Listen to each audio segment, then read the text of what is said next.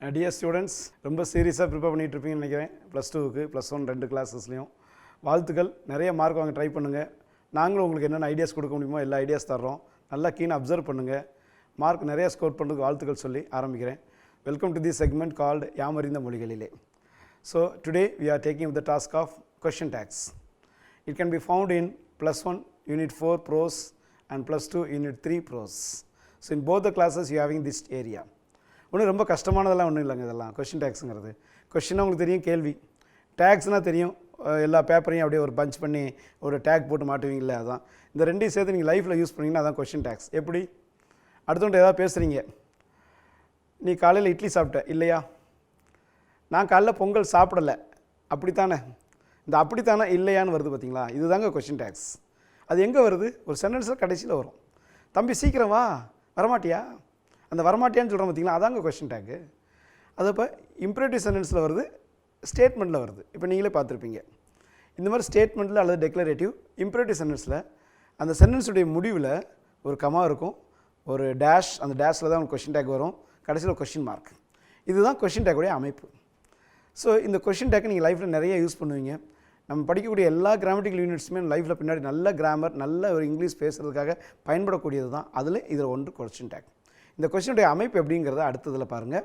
இதில் வந்து பார்த்திங்கன்னா ஏற்கனவே சொன்ன மாதிரி டெக்ளரேட்டிவ் சென்டென்ஸ், ஸ்டேட்மெண்ட்டு, அதுக்கடுத்து இம்பரேட்டிவ் சென்டென்சஸ். இதில் வரக்கூடியதான் கொஷின் டேக். இந்த கொஷின் டேக் வந்து சென்டென்ஸ் வந்து பாசிட்டிவாக இருந்தால் அந்த டேக்குங்கிற பகுதி, வாக்கியத்தினுடைய கடைசி பகுதி நெகட்டிவில் வரும். முன்னாடி வந்து நெகட்டிவ் சென்டென்ஸ் இருந்துச்சுன்னா அது பின்பகுதி வந்து உங்களுக்கு பாசிட்டிவில் வரும். ஏன்னா அப்படி தானே? இப்போ நான் காலைல இட்லி சாப்பிட்டேன் இல்லையா? சாப்பிட்டேங்கிறது பாசிட்டிவ் சென்டென்ஸ், இல்லையாங்கிறது என்னது? Negative sentence.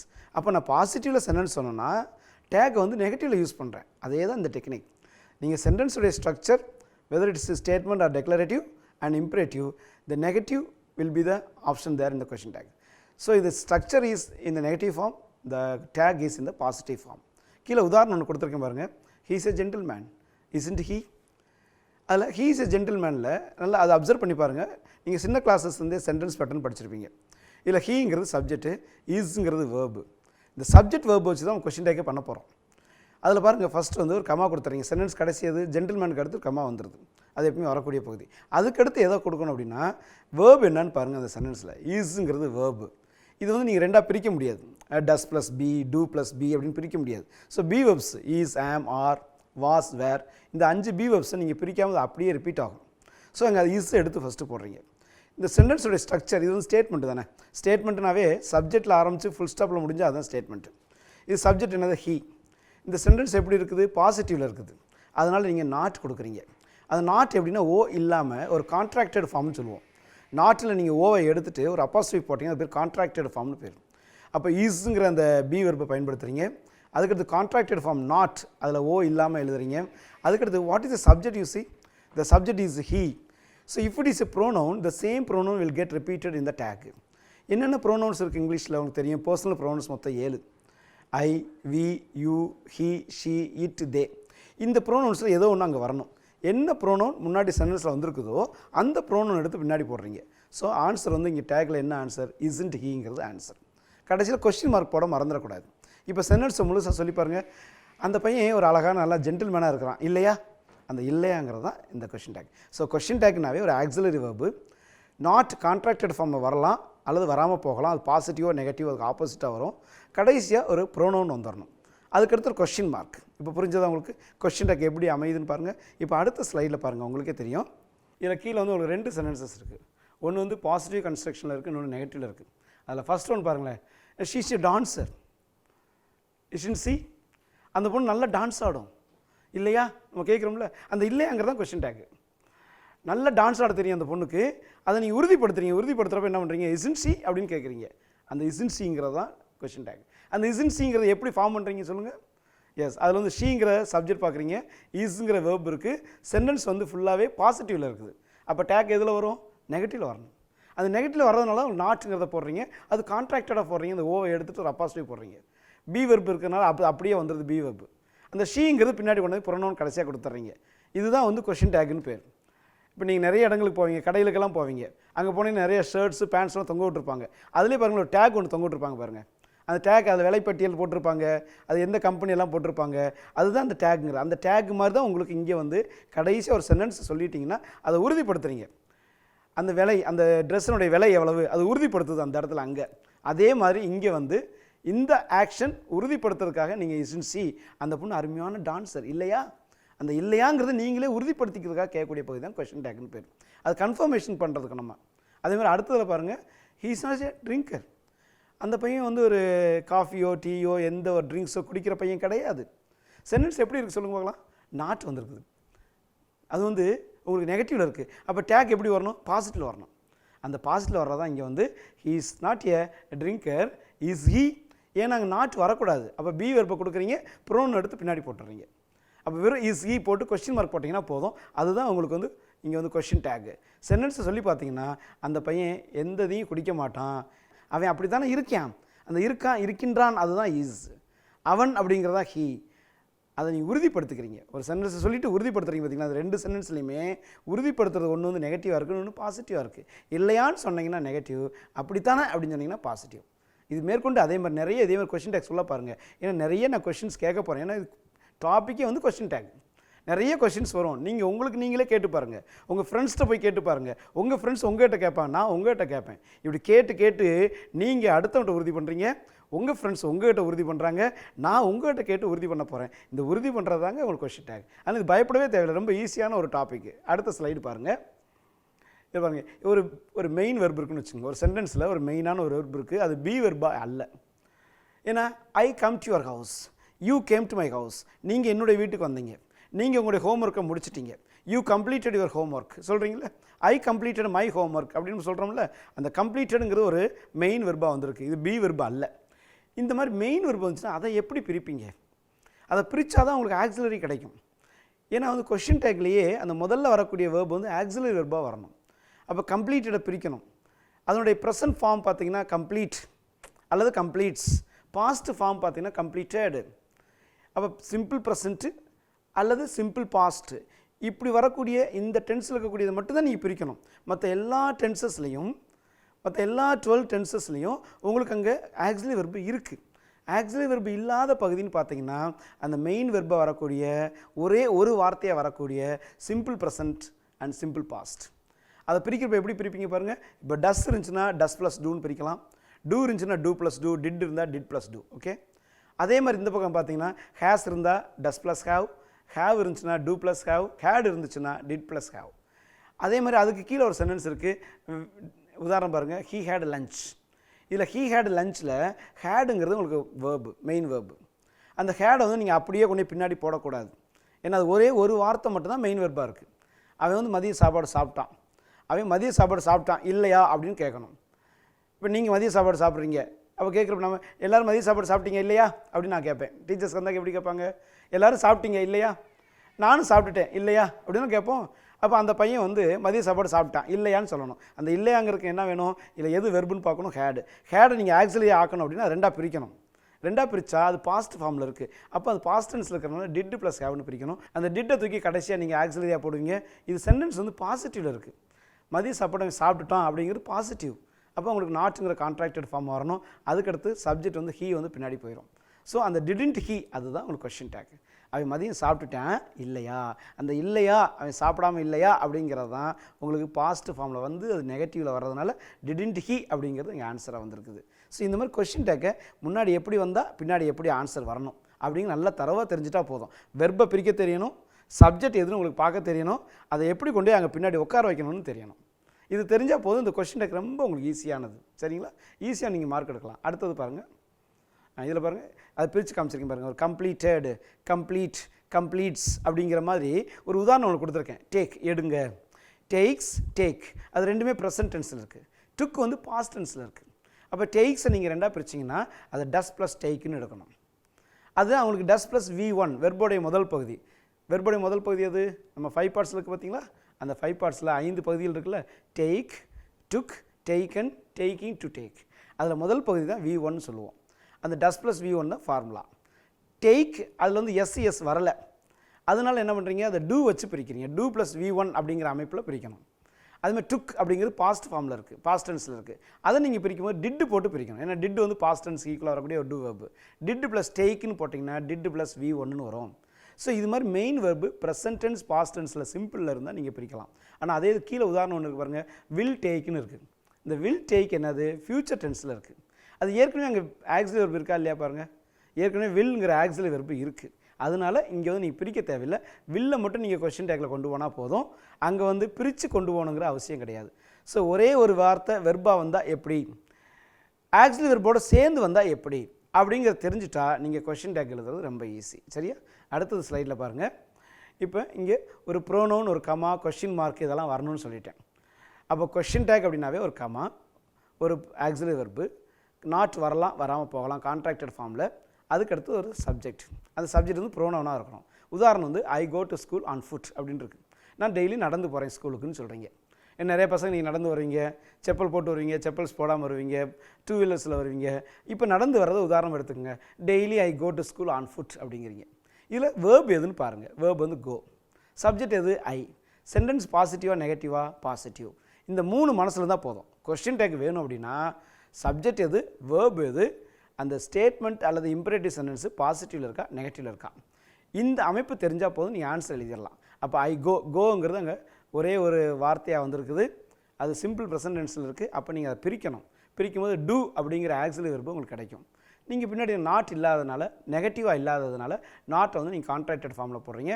வேர்ப் அங்கே வேர்பு போட்டாச்சு, ஆக்சிலரி வெர்ப் போட்டாச்சு, நாட் வருமா வரலையா அப்படிங்கிற முடிவு பண்ணியாச்சு. அடுத்தது முன்னால் கூடிய ப்ரோனோன் எடுத்து பின்னாடி போடணும். அந்த ப்ரோனோன் தான் ஐ. அந்த ஐ மட்டும் யோசிச்சு வச்சுக்கோங்க. நீங்கள் பர்சனல் ப்ரோனவுன்ஸ் அப்படின்னு சொன்னீங்கன்னா மொத்தம் 7 இருக்குது. I, we, you, he, she, it, they. இந்த பர்சனல் ப்ரோனவுன்ஸ் எல்லாம் பின்னாடி எது வருதோ, எது வந்தாலும் எல்லாமே ஸ்மால் லெட்டர்ஸில் தான் இருக்கும். ஆனால் அந்த ஐ மட்டும் நீங்கள் கேபிட்டல் லெட்டரில் போடணும். அது மட்டும் பார்த்து வச்சுங்க. அந்த கேபிட்டலில் அந்த ஐ போட்ட பிறகு இங்கே கொஸ்டின் மார்க் கொடுக்குறோம். ஏன்னா கொஸ்டின் டேக்கில் அப்போ I go to school on foot, நான் டெய்லி நடந்து போகிறேன் இல்லையா, நான் அவ்வாறு செய்யவில்லையா, அதுதான் அந்த நான் அவ்வாறு போகவில்லையா அப்படிங்கிறத டோன்ட் ஐ அப்படிங்கிற ஒரு ஃபார்மேஷனில் டேக்காக இங்கே வந்திருக்கு. சரியா? அடுத்தது பாருங்களேன். இப்போ இதில் ஐ சொல்லியாச்சு, ஹீ சொல்லிட்டேன், ஷீ சொல்லிட்டேன், எதெல்லாம் சப்ஜெக்ட் எப்படி வந்தாங்கிறது சொல்லியாச்சு. ஆனால் இதில் சில எக்ஸப்ஷனல் கேஸ் இருக்குது. அந்த எக்ஸப்ஷனல் கேஸ் என்ன, தேர். அந்த அப்படிங்கிற வார்த்தை ஒரு வேறு டேக்கில், இந்த கொஸ்டின் டேக் வரக்கூடிய சென்டென்ஸில் முதல் வார்த்தை தேர் வந்துடுது. அங்கே பாருப்பா தம்பிகளா எல்லாரும், அங்கே ஒரு கார் நிற்கிது பாருங்கள்.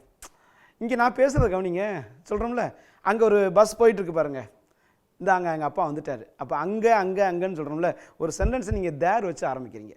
அங்கே ஒரு கார் நிற்கிது, அங்கே ஒரு கார் நிற்கிதுன்னா அங்கே அந்த கார் இல்லையான்னு நம்ம கேட்கணும். இல்லையா அப்படின்னு கேட்போம். அங்கே ஒரு கார் இருக்குது இல்லையா, கார் இல்லையா, அங்கே அது இல்லையான்னு கேட்கணும். அப்போ நீங்கள் இந்த தேருங்கிறது என்றைக்குமே ஒரு சப்ஜெக்டாக ஒரு சென்டென்ஸில் வந்துச்சுன்னா, சப்ஜெக்டாக வந்தால் கொஸ்டின் டேக்கில் அந்த தேர் வந்து அப்படியே பின்னாடி போய் ப்ரோனவுனுக்கு பதிலாக உட்காந்துக்கும். இது ரொம்ப தெளிவாக வச்சுக்கோங்க. ப்ரோனவுன்ஸ் 7ல் ஏதாவது ஒன்று வந்துச்சுன்னா அந்த ஏதோ ஒரு ப்ரோனவுன் தான் பின்னாடி வரும்.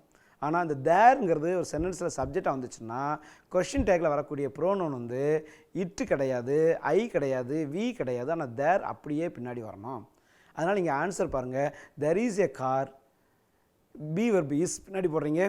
நாட் அங்கே இல்லாதனால, சென்டென்ஸ் நெகட்டிவாக இல்லாதனால நீங்கள் நாட் போடுறீங்க. இப்போ சப்ஜெக்டை இட்டு போடுறதா, காருன்னு யோசிக்கக்கூடாது. காருன்னு யோசிச்சிங்கன்னா அங்கே இட்டு வந்துடும். அது அங்கே இல்லையா அப்படின்னு தான் கேட்போம். கார் இல்லையான்னு கேட்க மாட்டோம். அங்கே ஒரு கார் இருக்குது இல்லையா, அங்கே இல்லையான்னு கேட்கணும். அப்போ அங்கே இல்லையானா தேர் பின்னாடி வந்துடும். ஸோ அதான் இஸ்ன்ட் தேர், அதான் ஆன்சர். ஸோ தேருக்கு மட்டும் ஒரு எக்ஸப்ஷன் என்ன அப்படின்னா, எல்லா ப்ரோனவுன்ஸும் பின்னாடி வரும், ஆனால் தேர் மட்டும் சப்ஜெக்ட் வந்தால் அதுதான் பின்னாடி வரணும், அங்கே ப்ரோனவுன் வரக்கூடாது. இந்த ரூலை மனசில் வச்சுக்கோங்க. சரிங்களா? இப்போ அடுத்ததில் பாருங்களேன். இப்போ இங்கே வந்து பார்த்தீங்கன்னா ஒரு சென்டென்ஸ் கொஸ்டின் டேக் அமைக்கிறீங்க அப்படின்னா அது முன்னால் வரக்கூடிய ஆனா பெண்ணா. இப்போ இவ்வளோ நேரத்தில் நம்ம வந்து ஐ பார்த்தோம், வி பார்த்தோம், ஷீ, ஹீ, ஐ, தேர் இதெல்லாம் பார்த்துட்டோம். இப்போ ஒரு பெண், அது பெண்ணுடைய பேர் முன்னாடி வருது. உதாரணத்துக்கு சாந்தி டிரைவ்ஸ் த கார். இப்போ சாந்திங்கிறது பெண். அப்போ பெண்ணுங்கும்போது பின்னாடி ப்ரோனவுன் என்ன வரணும், அந்த சாந்திங்கிற பேரவே அப்படியே கொண்டு போட்டலாமா, போடக்கூடாது. அப்போ சாந்திங்கிறது ஷீ. 7 ப்ரோனவுன்ஸில் எந்த ப்ரோனவுனில் அது அடங்குதுன்னு பாருங்கள். அது ஷீங்கிற ப்ரோனவுனில் அது வருது இல்லை. அப்போ அந்த ஷீயாக நீங்கள் மாற்றிக்கணும். இப்போ மணி அப்படின்னா ஹீ, பீப்புள் அப்படின்னா தே, த சைல்டு அப்படின்னா இட்டு, கேட்டில் அப்படின்னா தே, கால்நடைகள் அப்படின்னு சொன்னீங்கன்னா தே வரும். இதில் சாந்தி அப்படின்னா ஷீ வந்துடுது. அப்போ முன்னாடி கூடிய சப்ஜெக்ட்டு அது மேஸ்குலைன் ஜென்டரா, ஃபெமினைன் ஜென்டரா, அல்லது எப்படிப்பட்ட அதனுடைய ப்ரோனோன் என்ன ப்ரோனோன் கொடுத்தா கரெக்டாக வரும் அப்படிங்கிற தெரிஞ்சுக்கிட்டு நீங்கள் ப்ரோனோன் போடணும். அந்த வகையில் சாந்திங்கிறதுக்கு இங்கே ஷீ வந்திருக்குது. ட்ரைவ்ஸுங்கிற வெர்பை நீங்கள் ரெண்டாக பிரிச்சிங்கன்னா டஸ் ப்ளஸ் ட்ரைவ்னு பிரிப்பீங்க. அந்த டஸ் தான் உங்களுக்கு பின்னாடி வந்துடுது. சரியா? இன்னும் பாசிட்டிவ் இருக்கிறனால அங்கே வந்து நெகட்டிவில் டேக் வந்து நாட் வந்து சேர்ந்து வந்துடுது. ஸோ இந்த ஸ்லைடை பொறுத்தளவு நீங்கள் கவனிக்க வேண்டியது முன்னாடி வரக்கூடிய சப்ஜெக்ட் வந்து ஆண்பாலா பெண்பாலா அல்லது உயிரற்ற பொருளா அப்படிங்கிற பார்த்துட்டு அதுக்கு பொருத்தமான ப்ரோனோனை பின்னாடி கொண்டு வரணும். ஸோ இதை நீங்கள் மெயினாக கவனித்து வச்சுக்கோங்க. அடுத்தது பாருங்கள். இப்போ இதில் நெகட்டிவ், இப்போ சென்டென்ஸ் உங்களுக்கு சொல்லியாச்சு. ஒரு நாட் அப்படிங்கிறது எப்படி வருது, எல்லா இடத்துலையுமே நாட் அப்படிங்கிறது தேவையில்லை, அதை அப்படியே நீ கொண்டு போட வேண்டியதில்லை. ஆனால் சென்டென்ஸ் வந்து பாசிட்டிவில் இருக்கும்போது நெகட்டிவில் கொண்டு வந்தாங்க. உதாரணத்துக்கு they have completed their work, haven't they, இங்கே ஹேவ் கம்ப்ளீட்டட் வந்திருக்குது. ஹேவ் கம்ப்ளீட்டடுங்கிறது வேர்பு, அது வெர்பல் ஃப்ரேஸ்ன்னு சொல்லுவோம். அதில் ஹேவ் கம்ப்ளீட்டடில் ஹேவுங்கிறது ஆக்சிலரி வெர்பு, கம்ப்ளீட்டட் வந்து மெயின் வெர்பு. ஏற்கனவே நீங்கள் ஹேடு மட்டும் வந்தப்போ என்ன பண்ணீங்க, ஹேடை வந்து டிட்டு ப்ளஸ் ஹேவ்னு பிரித்தோம். ஹேவ் வந்திருந்தால் டூ ப்ளஸ் ஹேவ்னு பிரிச்சிருப்போம். ஆனால் இங்கே ஹேவ் என்பது ஆக்சிலரியாக வந்து ஒரு மெயின் வெர்போட சேர்ந்து வந்தால் நீங்கள் ஹேவை எடுத்து அப்படியே பின்னாடி போடலாம். இந்த இடத்துல ஹேவை வந்து நீங்கள் டூ ப்ளஸ் ஹேவ்னு பிரித்து டூவாக பின்னாடி கொண்டாட தேவையில்லை. அப்போ இது மாதிரி வேர்போடைய ஃப்ரேஸில் அந்த ஹேவுங்கிறது ஆக்சிலரியாக வந்ததுனால அந்த ஆக்சிலரி எடுத்து அப்படியே பின்னாடி போட்டுட்டு உங்களுடைய ஆன்சர் வந்து ஹேவ் போடுறீங்க. இந்த இடத்துல சென்டென்ஸ் வந்து பாசிட்டிவாக இருக்கலாம், நாட் கொண்டு வரீங்க ஹேவன்ட்டு. அடுத்து தேங்கிற ப்ரோனோன் அங்கே இருக்குது ஏற்கனவே, அதனால் ஹேவன்ட்டு தேன்னு கொண்டு வந்துடுறீங்க. ஸோ ஆன்சர் வந்து ஹேவன்ட்டு தே. அப்போ எந்த இடத்துல நீங்கள் ஹேவை ரெண்டாக பிரிக்கணும், எங்கே ஹேடை ரெண்டாக பிரிக்கணும், எங்கே ஹேடை ரெண்டாக பிரிக்க தேவையில்லை அப்படிங்கிறதுக்காக இந்த இடத்த வச்சு கவனித்து வச்சுக்கோங்க. ஸோ ஹேவ், ஹேடு, ஹேஸ் வந்து ஆக்சிலரியாக வந்துச்சுன்னா அதை அடுத்து அப்படியே போடலாம். ஆனால் அது மெயின் வெர்பாக வந்துச்சுன்னா நீங்கள் ரெண்டாக பிரித்து பின்னாடி ஆக்சிலரியாக கொண்டு வரணும். அதை இந்த இதில் நீங்கள் பார்த்து தெரிஞ்சு வச்சுக்கணும். சரியா? அடுத்தது இப்போ ஐ அப்படிங்கிற ப்ரோனோன்னு நான் சொல்லிட்டேன். இதே இது இப்போ மாடல் ஆக்சிலரிஸுக்கு போகிறீங்க.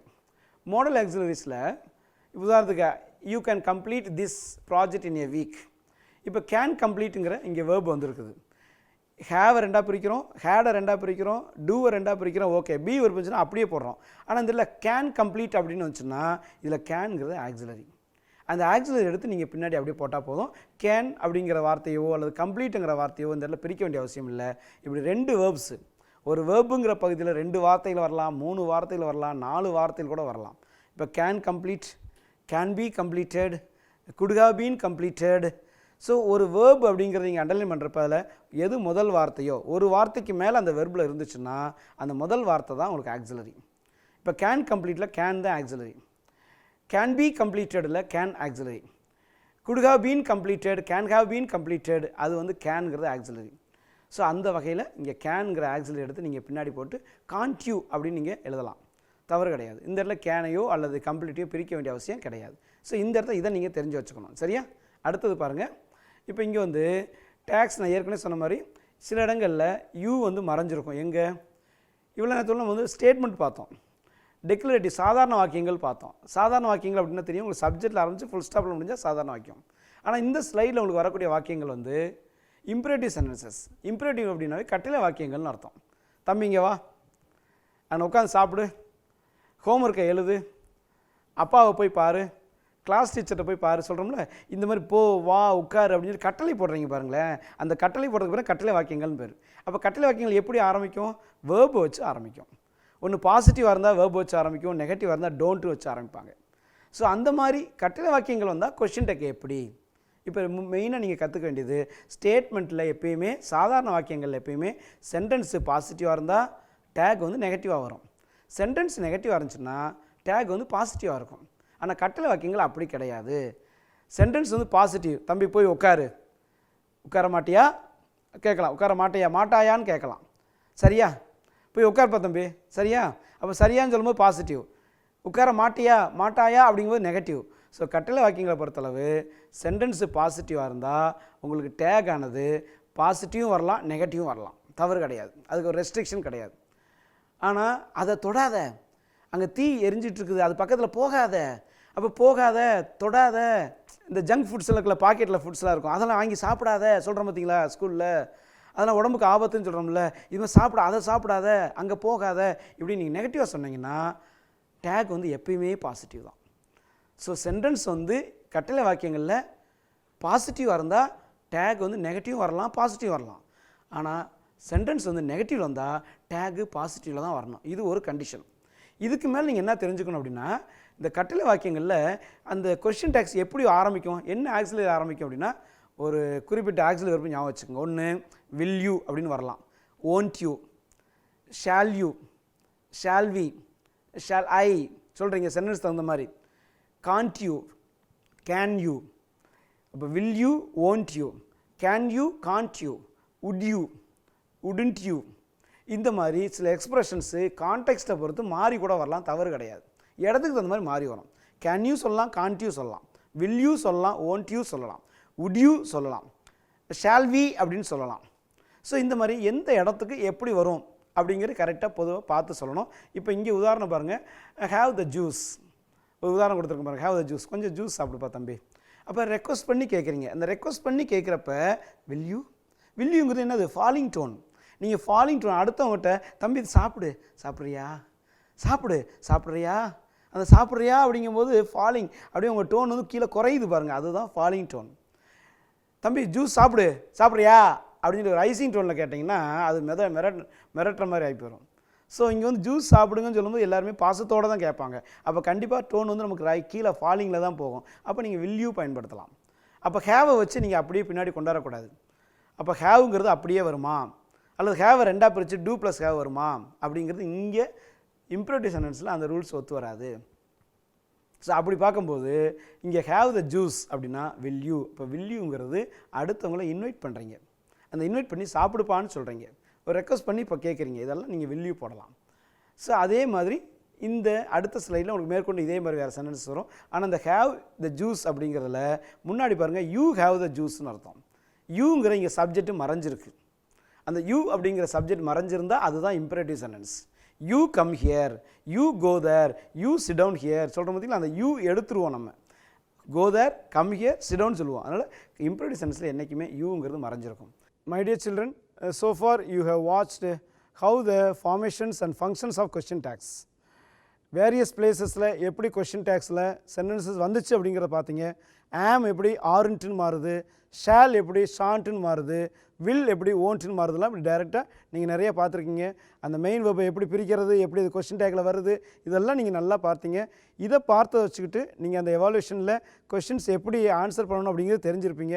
ஸோ இந்த அண்டர்ஸ்டாண்டிங்கோட அடுத்து இதுலேயே இன்னொரு பார்ட் ஒன்று இருக்குது, அதையும் நீங்கள் கவனிக்கணும். கண்டிப்பாக கவனித்து முழுமையாக கொஸ்டின் டேக்னா என்னன்னு தெரிஞ்சுக்கணும்.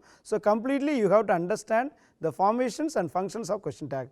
So before which I end this segment. நன்றி, வணக்கம். இந்நிகழ்ச்சியை பற்றிய தங்களின் மேலான கருத்துக்களை கீழ்க்கண்ட முகவரிக்கு கடிதம் மூலமாகவோ, மின்னஞ்சல் மூலமாகவோ, குறுஞ்செய்தி மூலமாகவோ தெரியப்படுத்தலாம். அனுப்ப வேண்டிய முகவரி: சிறப்பு அலுவலர், கல்வி தொலைக்காட்சி, 8ஆம் தளம், அண்ணா நூற்றாண்டு நூலகம், காந்தி மண்டப சாலை, கோட்டூர்புரம், சென்னை 6,85,000. தொலைபேசி எண் 7824015000.